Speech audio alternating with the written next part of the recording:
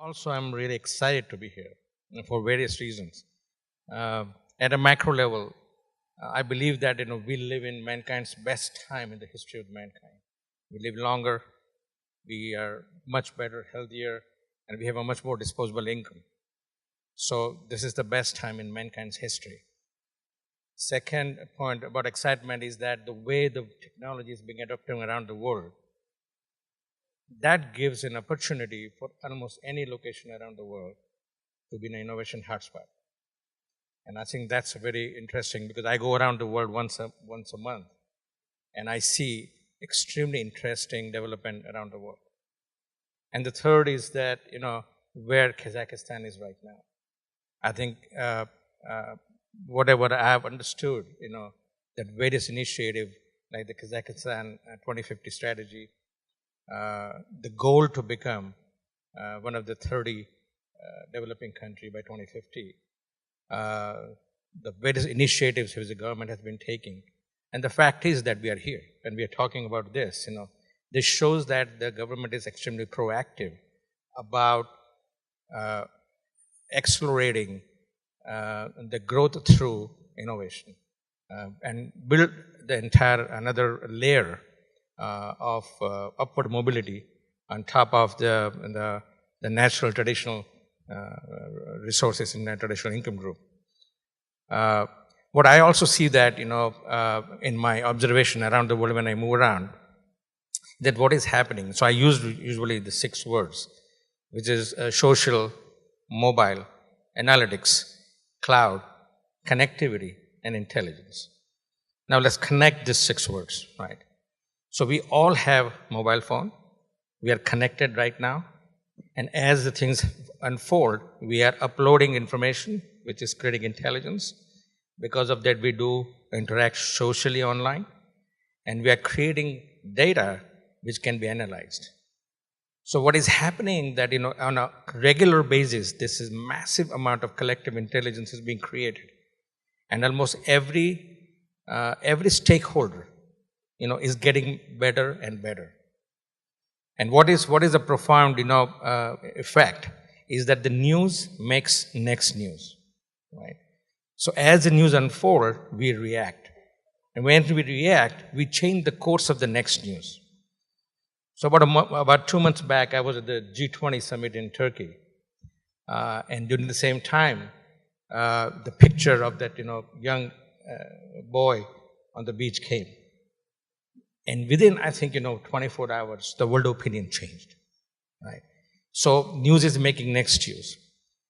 The second phenomena which is going on, that it has taken 20 years for internet to come into our lives, in our physical lives.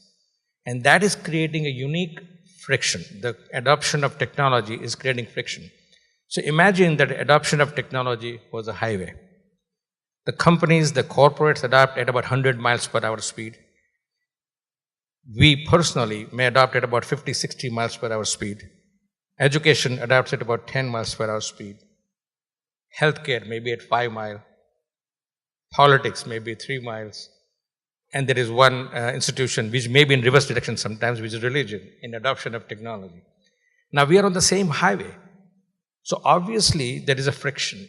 As people adopt technology, there is a friction.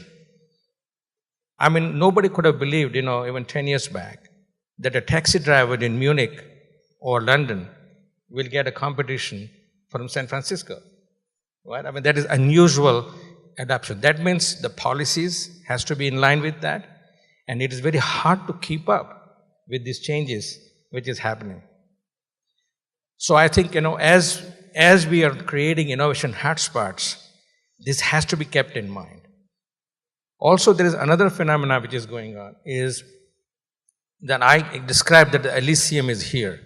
Elysium was a old Greek concept where when the world was supposed to be flat, and there was a paradise on the western edge of the world which was called Elysium. And so people who had money or who had better were living in those locations. Now, if you look at all the downtowns in London and all the properties which we see, we are an extremely high price, but at the same time there are a lot of poor people around us. So as we use more technology, and we have money, we are going to use more resources. That means we will take away the resources from people who either are not technology savvy or doesn't have the money. So I think that when you design this next generation of economy, I think it has to be very inclusive of all this, otherwise there'll be disconnect. And all these things, is also coming up with these two important trends which I see. And the first is the rise of micro multinational. So today you can actually conceptualize your company right here in Kazakhstan. You can incubate it here. The market can be in Europe, can be in US, or can be anywhere in the world. You can raise your capital anywhere in the world, and you can exit anywhere in the world. So it is creating a unique platform for companies, even small companies, to behave and operate like a multinational. And again, places like Kazakhstan can be an important hotspot for those kind of companies. The second evolution, which is along with the rise of micro multinational, there are global nomad entrepreneurs, right? People can operate from anywhere. And I think the nomad word, I think, should be very suitable here, that culturally, you understand what is the nomadic life is. Along with the global nomad entrepreneurs, we also need global nomad investors. That means, we are prepared to invest anywhere in the world. We are prepared to look at business anywhere in the world. We can move around anywhere in the world. And so, looking at the rise of micro multinational, looking at how the digital world is changing our future, and also globally nomad and entrepreneurs. So the next hotspot has to keep that in view, that today's entrepreneurs are not looking for tax breaks. And initially, they don't make money in any case, They're not looking for tax breaks. What they're looking for is a neutral ground, a level playing field, a very user-friendly business environment. Because what you need as a startup, as an entrepreneur, is a good way to operate, the less bureaucracy, easy banking, easy to do business with. Also, the location has to have a range of diversity. I think the innovation thrives when you have a lot of diversity.